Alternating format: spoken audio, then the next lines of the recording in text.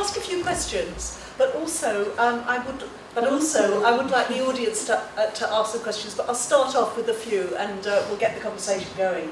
I mean, my first question really is asking each of you about what you think the arts has got to offer to addressing significant global issues. Presumably, that's not just water, but your views on how it can address other issues, and also what obstacles you see to that happening.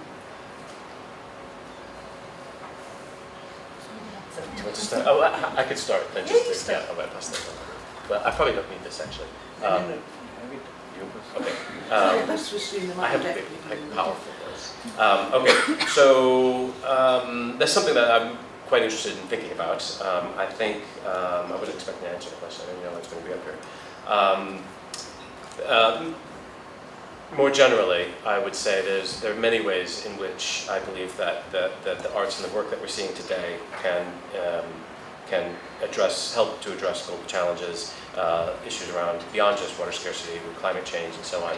And I think part of that is what we've heard. Something that's very important to me is making it personal.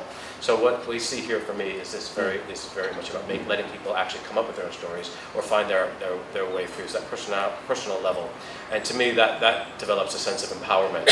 So even the stories of the young ladies who didn't feel like they wanted to speak. So through this project and through these different approaches to global challenges, to water scarcity, you're finding people be able to find their voice and to find out that their stories are important. So I think for me, this level of the personal level, that this is able to reach people in an emotional level that relates very directly to empowerment and to letting people realize that their stories are important. And I think also, I think I'll probably just stick with that as one main contribution, I would say. I think, in more general, I'll also say that there, in many of these places, and in Rajasthan as well, there needs to be a culture shift about the way people look at water. And we can tell people, you need to use water differently, and through science and through brochures and information and statistics and so on. But there needs to be a culture shift, and we need to engage with creative practices and arts to engage with the way people see water, in my view, as a way of changing culture. So it comes from within rather than from without. So I think that culture has an incredibly important role to play in how people live their lives. And so by engaging at a cultural level, we have an opportunity to hit those levels of personal enrichment and empowerment and so on. So I think that's my contribution.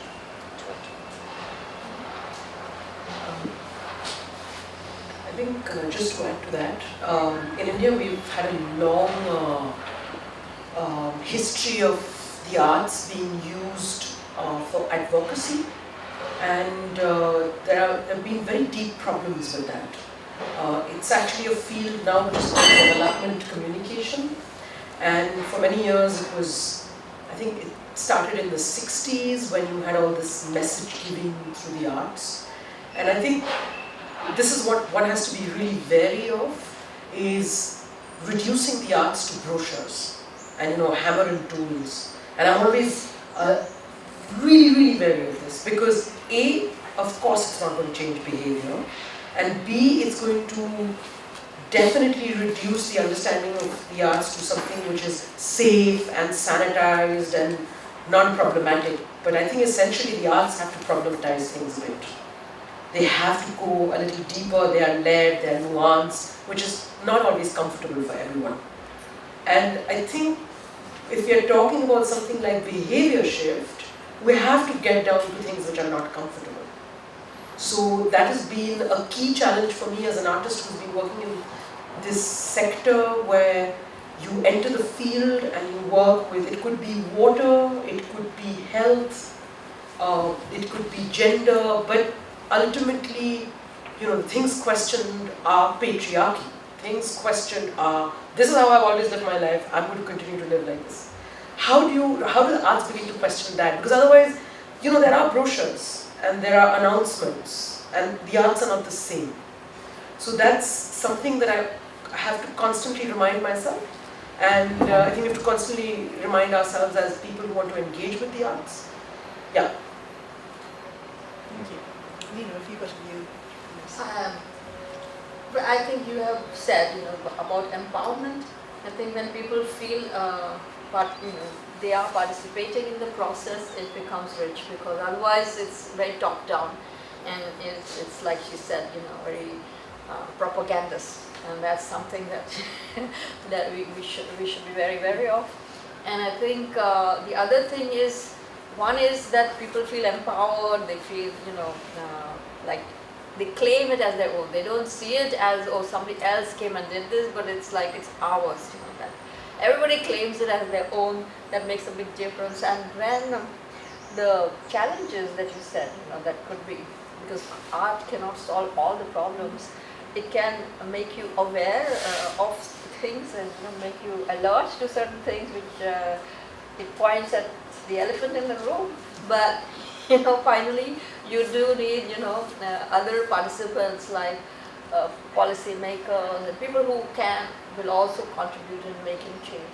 So I think it is interdisciplinary in that sense. So how do we make art reach that kind of people as well is very, very crucial, I feel.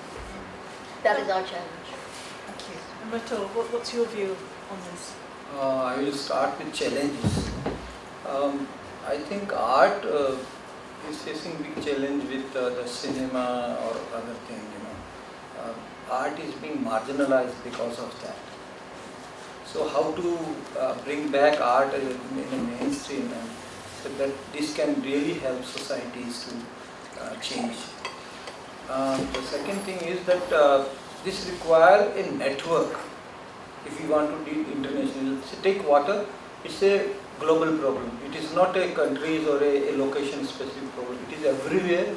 Since I work in water resources, take any continent and there is a serious water problem.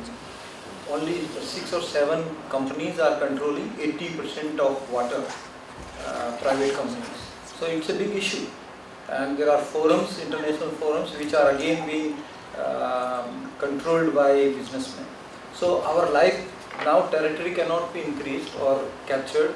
So you capture the life of people, and water is life.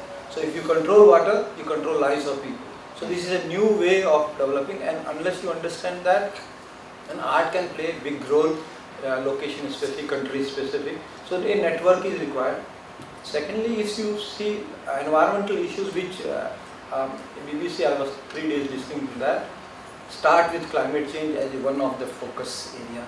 Daily, that news is there. If I say there is a ozone hole here, will it affect India or America? Common man doesn't know. He doesn't relate to that hole, whether I have created that hole.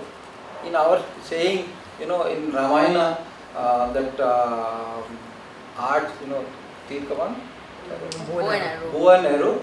So it was broken when Ram broke the bow. So people, it's a general question: who broke that bow of Ayodhya? The Janak. So student will say, I didn't do, because he cannot relate to that. So same is the thing here. If the whole is, I am not responsible for that, I don't relate to that, I will never take action which can resolve that problem. So art can really, that network and the art can really play a big role in changing the mentality, changing the perspectives of people, policy makers, even policymakers. But art has to be highlighted as a better medium, or a thing which can change the whole policy framework. Thank you. Has anyone in the audience got any comments? Or? Yeah, I agree that water is a major limited resource in Rajasthan and everywhere. Actually, cross-sectoral dialogue seems to be an even more limited resource. So, each sector has its own perspectives and tends to compete. So what role do you think the arts can play in cross-sectoral dialogue to get people to understand multiple perspectives and come up with multiple decisions? I think one way is storytelling, because that's people do understand that. Because when you're talking to, like in our own discussion, when we, with Professor Rathore, initially he himself had, sort of reservations about what are you guys going to do in knowledge? You don't know about the real situation. So I think it has to be a collaborative thing of the kind of things we want to communicate and the consequences of certain things. What the arts can do is storytelling. I don't know. I mean, we can't speak their language. Yeah, but we can't speak your language either, so Yeah. this is what I'm getting we at. speak together, that's what. So this is how we collaborated, for example. So it was data that was turned into story. Yeah. Can I just add? I think it's, again, the way I look at it always is it's narratives and metaphors. Narratives everyone understands because we have personal narratives and we have meta-narratives. And metaphors are, again, something everyone understands. Data is difficult for everyone to understand, but if I personalize water, if it becomes deeply personal for you, you have an attachment to it, then you will look for the data.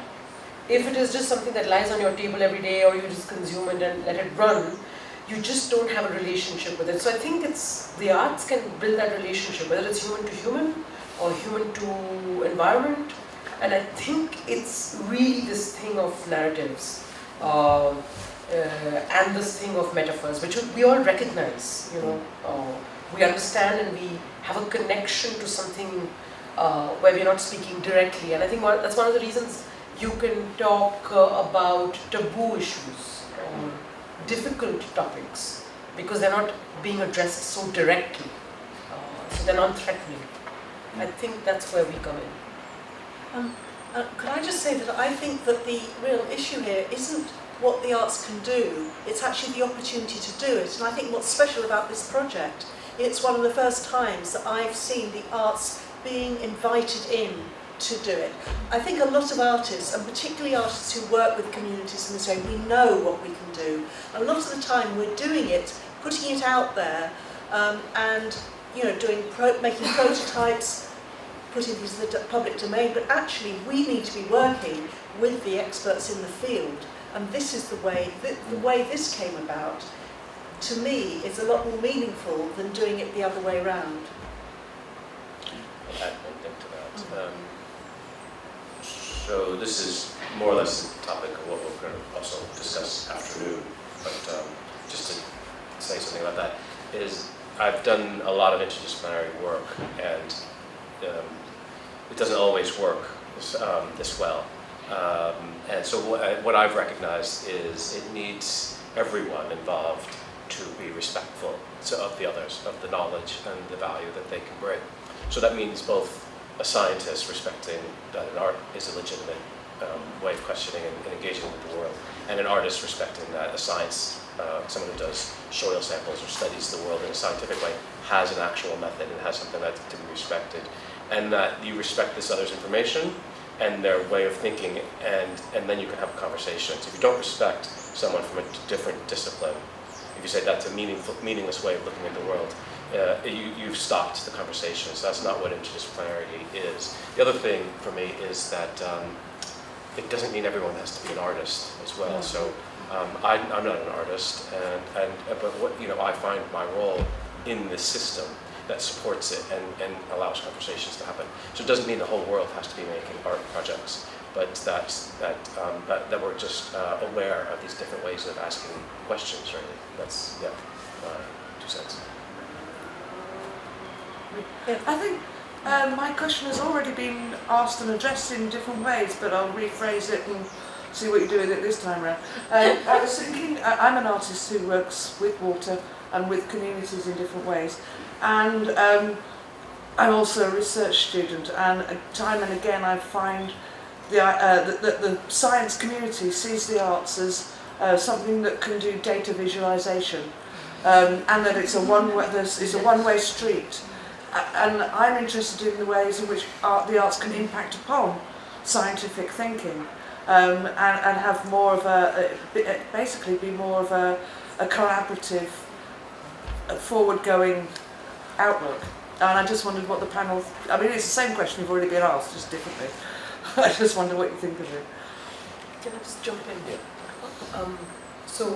One of the things, so like you're saying that it's always seen as this end of it where you already have the data and you're just illustrating the data.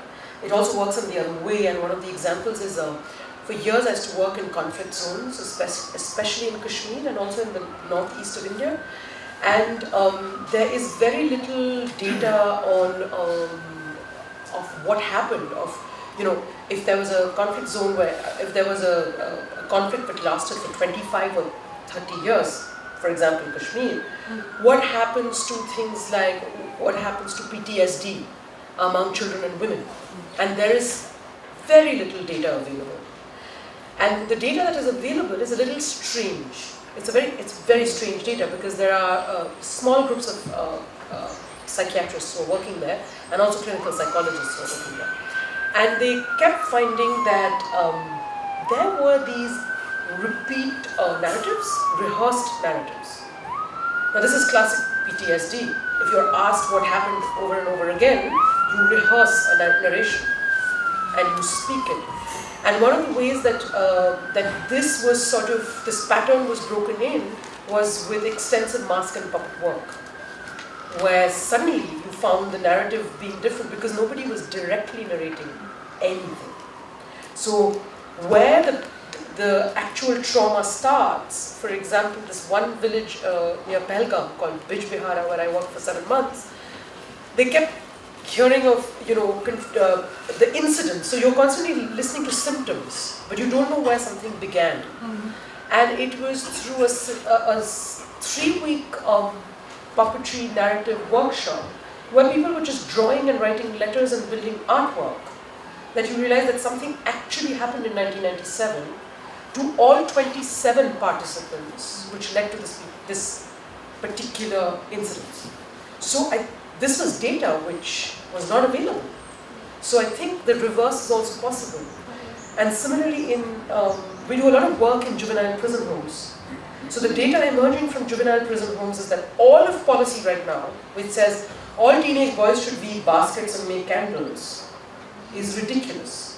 Because that's the time when you need to have stimuli, not be weaving baskets. You know, what kind of stimulus is that?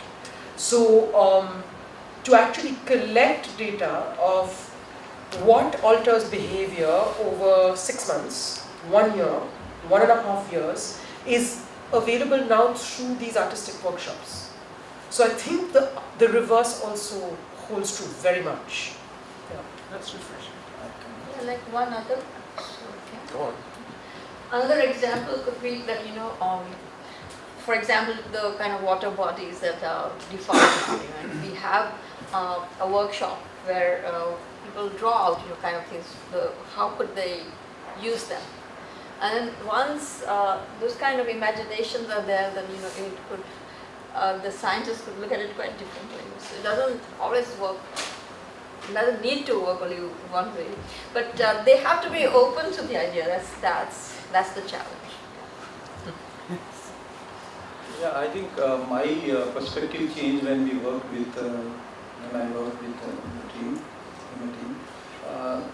Change was that I was looking for data and scientific evidences. People were missing. So now, if they can give that narrative or that information, data becomes more useful for policy makers, for drawing or planning any intervention or change. So I think it's a very powerful tool to work together and support each other in terms of planning actions. So you just said you're going to use the film. Yeah, definitely. Now we will be using that film in our NGO activities. I also wanted to respond to your point in terms of my experience of the arts in relation to research projects is that arts are often brought in at the end, and my last project came about because at the end of this huge project they wanted some artists to respond, and there was a few weeks in an exhibition, as if artists just sort of, they can't do research. I mean, as any artist knows, knowledge is generated through the arts, through creative process. Now, the arts isn't the only discipline that uses creative process, but we're very good at it.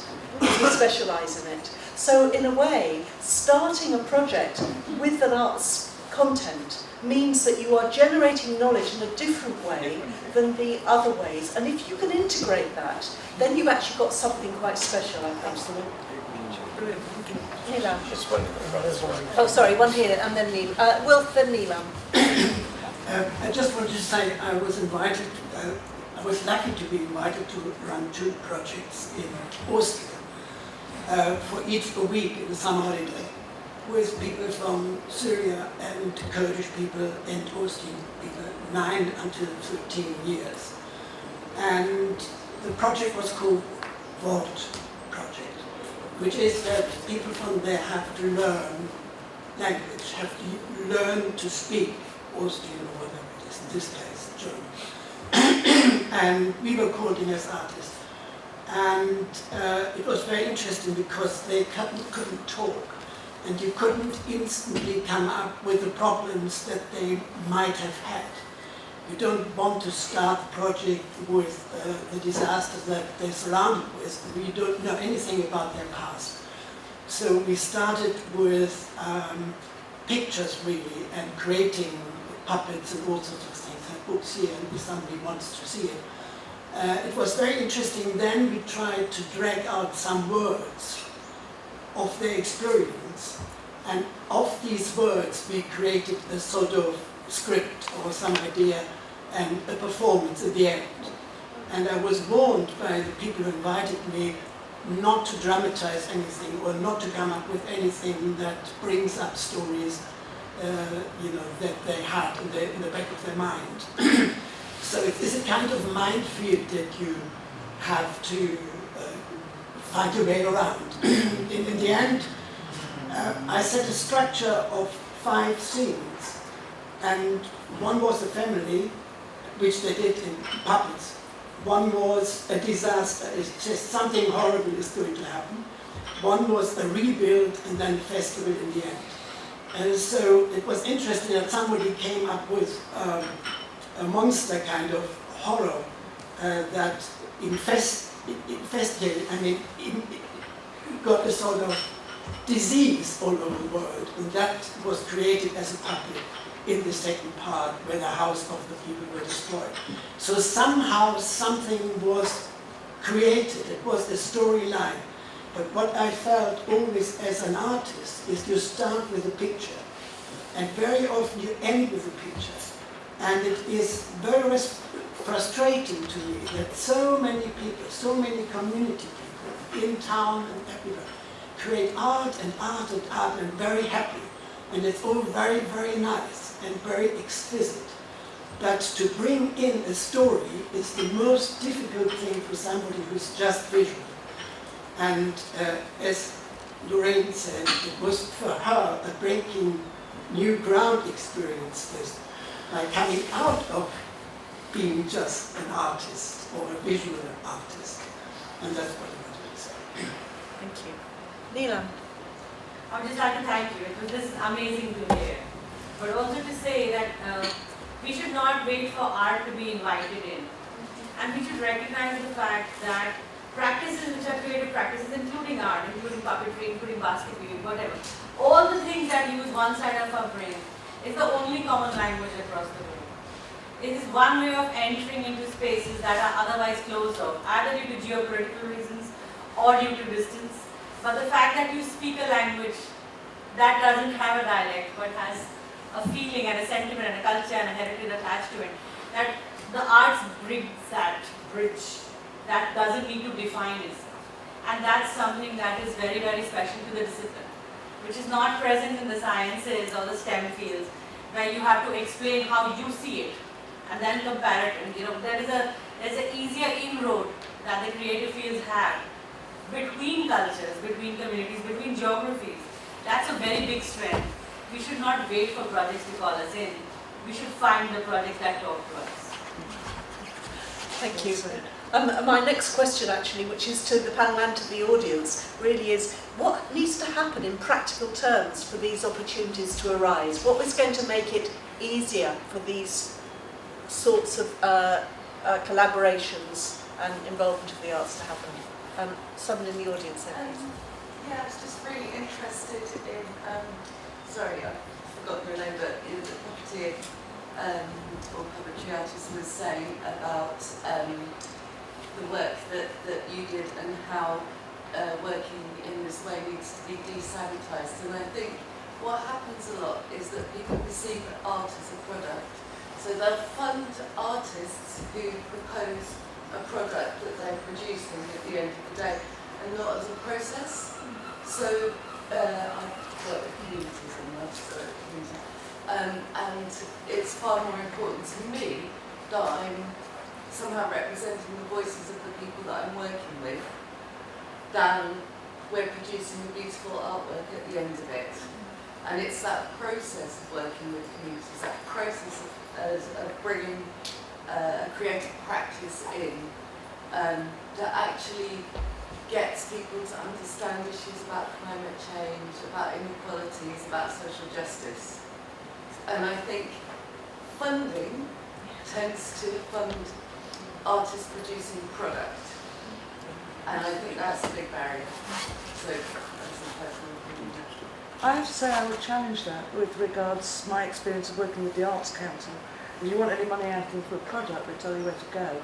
But as soon as you start working with some an identifiable group that has some vulnerability, then they throw money at you. Do you think that's changing recently, or do you think that's? I mean, I've only got my first bit of Arts Council funding recently. I've Me not too. worked in that way before, so that may be a recent change. But I work with lots of other artists, and they share their Lucy has a question now. There's another I question. think funding is an issue. There's a question on that. I think I see part of my role as an artist, a really integral part of my role, as how I capture the conversations. So if I do something to generate a conversation, then my role is how am I going to capture that? Because I think having worked to show at the end of a research project is really crucial, actually, in some way. But I don't think it has to be a kind of product, like a finished piece of art, necessarily. But how you capture the conversations that have been had along the way seems to me to be a really key thing in it.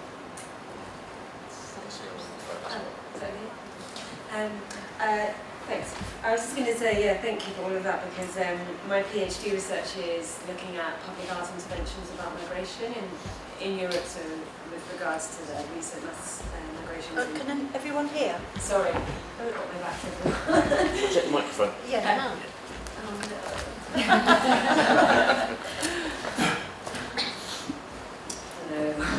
Hello. So basically I interviewed 40 artists who've done work in public spaces across Northern Europe about refugees and treatment of migrants in the context of what's been happening in Europe. And they're all sort of temporary, kind of, some of them, most of them wouldn't identify as activists, but we see it more as that rather than a public monument by the state. And of course with 40 different artists, there are 40 different approaches. Some very much activist work and some very long-term work with communities, and so a lot of the things that you're saying are really, really true with what I'm looking at in terms of relating to a specific issue and therefore understanding the wider picture, empowering people, getting people's own stories across and then leading projects, but also what you were saying about problematizing and making, when it comes to a more contentious issue, it's very contentious at the moment, with regards to migration, if that artwork feels like a propaganda piece, people are immediately going to turn away if they already have a certain opinion. And the reason that the artists I've spoken to, it's all public outside work, so they are trying to move away from galleries and things and to communicate with the public. So that kind of open space where people, the audience come to it themselves is really important. And now my brain has, yes, the funding, the potential for more collaborations, I suppose, things we were just mentioning, about funding issues, and that certainly is an issue that comes up a lot for the artists that I work with, or at least there might be some funding, but again, for a sort of set piece, and they wish they had had more for that process. I think there is at the moment within funding bodies and academia as well, like a real emphasis on interdisciplinary work, and so what someone I think about is saying is, don't wait, contact people and say, I'm an artist and I'm really interested in this issue, and it kind of strengthens other people's projects if they can sort of put forward this interdisciplinary work. A lot of stuff I've been going to recently is about conservation and environmental issues, and I've heard of, there's a department in Swansea that has an artist in residence in their science department, and I think in America where they brought artists into a research lab and work with, they sort of influenced the project. And then there's something you said down, and I've forgotten it on, but then.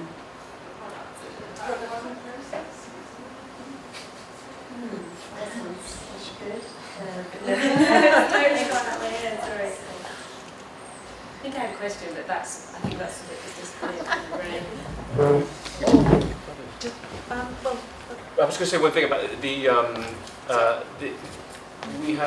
we mentioned it up what we're going to do. There's a scroll that's, I don't know, much bigger than that, that's in India, and what we want to use that for. And we talked a bit about this thing about the spaces of where the artwork is displayed and seen. And we had this, initially we made this relationship with, you have this relationship with the museum in Jaipur about possibly putting the scroll there and having, and it just seems so irrelevant right now to do that.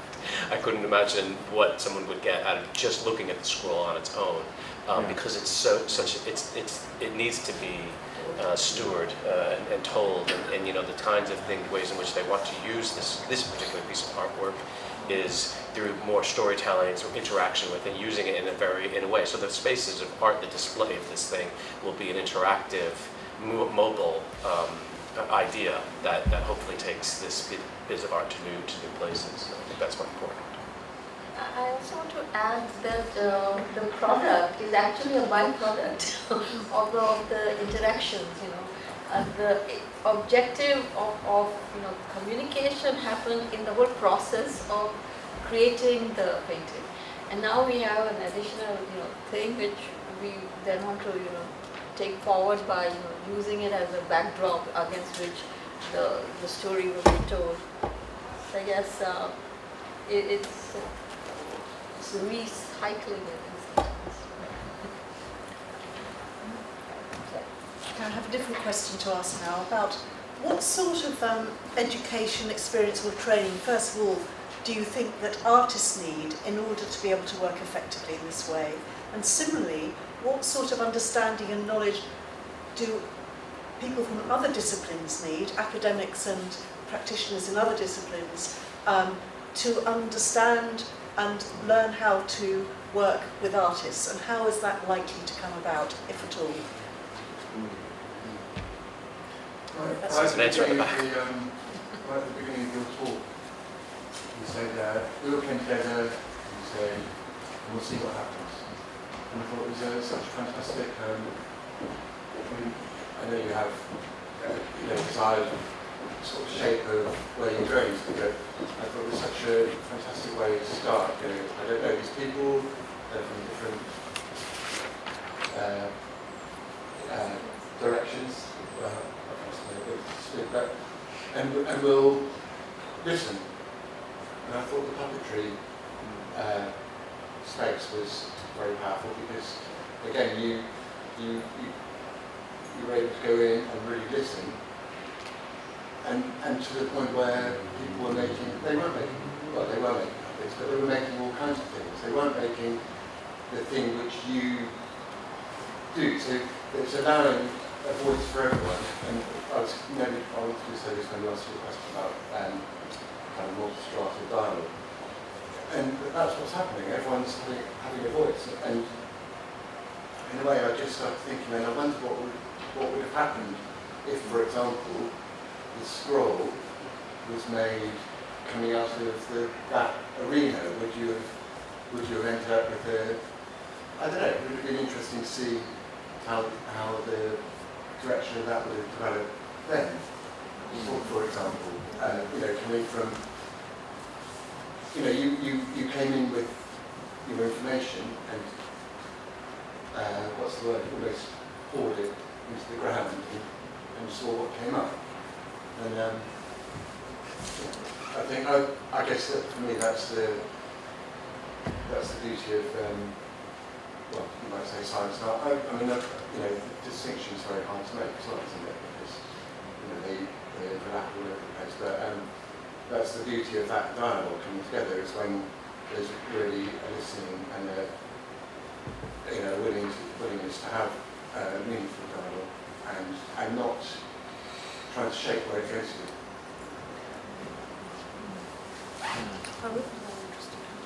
Did you have a question? I did actually. In the science community, it's all about excellence and impact. Excellence is, white papers that only your mates are going to read, and impact is so what happened in the real world.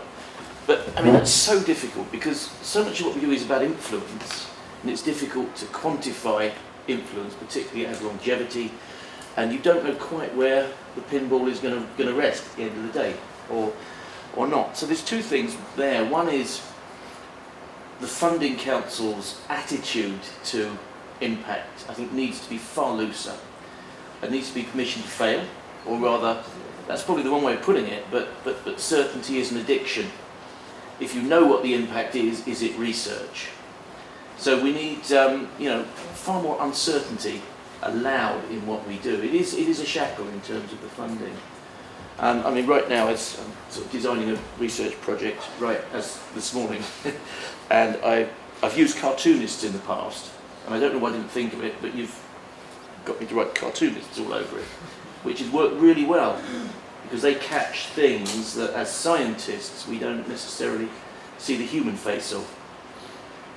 And catching the human face, I think, is a real benefit of this collaboration.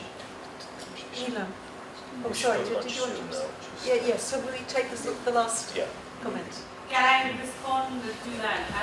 Impact, as a social scientist and also a person who works in the design school that Lauren's part of, impact is not a final output stage only. Impact is also in just a step of, when you're looking at a grant that engages with a country that is different from the UK, the impact is then measured even from the engagement point of view. When you have spoken to somebody, that person has the ability to voice back, you provided that agency. If you're trying to look for measurable impact, in the scientific way, that is the point at which you start to measure. You don't measure final output. You measure impact, which is engagement, your impact of engaging with so many students in a school, the impact of having a community that is open and voluntarily engaging with you. That is all impact. It adds up to a different quantifiable amount. But an exhibition is as much of an impact in AHRC's language as a book is. So we should not shy away from what the scientific community wants us to understand as impact. That is not Research Council speak or UKRI speak. We have to make sure that the way the Arts Councils see impact, the way ESRC sees impact, is also inclusive. And if you don't think it is, then you should feedback. Don't wait for the STEM subjects to guide us and then put us in our silos so that we say, oh, we can't do what you can do. You can do more than what you can do. And it's not a competition sometimes. When funding is not related, it's not a competition. But for us to put ourselves on a back foot to start with, to say that, this, how do you measure the impact? Impact is every engagement, every conversation. The fact that the whole community turned up on Independence Day, which is an annual holiday in India, to see a show, to discuss it for many days to go. The children will think about it. There's impact that doesn't end with the project itself. It kind of goes on. And that legacy is built into these projects because of the approaches they have used. Last comment from the panel. Yeah, I was wondering, suppose how I see artists. First time when I went to Netherlands, Amsterdam, there are a lot of museums. When you travel through the channels, just have a boat and go to different museums. And I saw big paintings. So as a painter, so that is the first thing, artist is there. Like we have miniature painting in our. So I feel that it is something different. They are, I can use a wrong word. If they are kinky, the people are independent, their thought is different, you know. It's difficult to involve them. If they are moody, you know, they generate something. So I don't know whether if I want to work with them, how it will work, you know. So artists, something different field. Never thought that artists can also support you, can guide you, can help you in evolving your thoughts. You know, they are creative minds.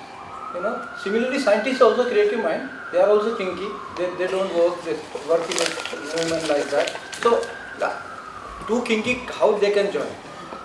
You know, and come out with evolve something new, very creative. Well, they can serve human race, population, you know, people, or address a issue. People can come together and address the issue. Because since I have worked with a lot of NGOs, I understand. Even initially in NGOs in India were, you know, they had their passion. They left IAS, their big jobs, and went to serve people. You know, and they had some, you know, very strong feeling about changing society, helping society. So I had that sort of thing, and that is the reason why immediately I accepted when he contacted me that okay, I like to work on this issue because this is something new. Can it change my perspective, looking things differently? And it has worked. Now I know that this can really help me in some of the policy. I am also in the policy frame, you know, in government at different levels. So I can definitely make a dent in the policy. So this change, this understanding, this knowledge, this learning for me was great in the sense that this first time when I am with them, I have worked with Fadwadas, I have seen the puppeteers also, like as Tilonia, they have a separate group which works on that. I have seen cartoonists who you know, they have worked and immediately they will react. In a meeting they will sit and make a cartoon and comment and then have you know, their input in the meeting, and meeting whole direction changes because of their input. So I have seen that, and that's why I agreed, and I think it's a very good thing. More and more people, scientists should engage with artists from a different perspective and change their you know, working style and perception about problems.